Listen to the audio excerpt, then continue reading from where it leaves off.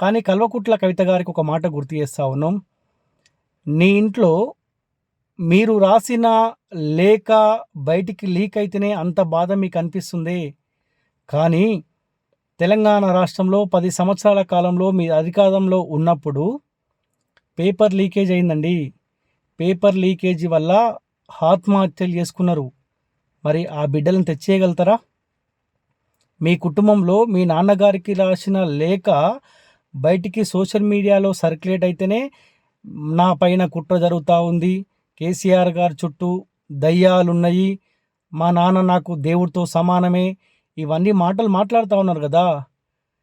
మరి ఏ దయ్యాలు మీ చుట్టూ ఉంటే తెలంగాణ రాష్ట్రంలో 10 సంవత్సరాల కాలంలో పేపర్ లీకేజ్ జరిగిందో ఒక మాట కల్వకుట్ల కవితకు సమాధానం చెప్పాలి.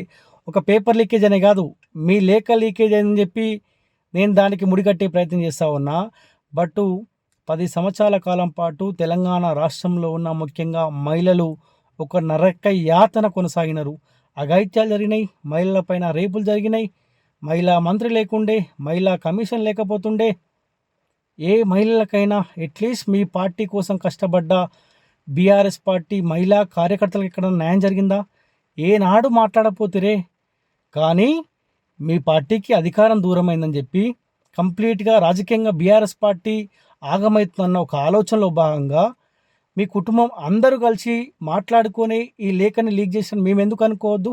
ఒక్కసారి తెలంగాణ సమాజం ఆలోచించాలి.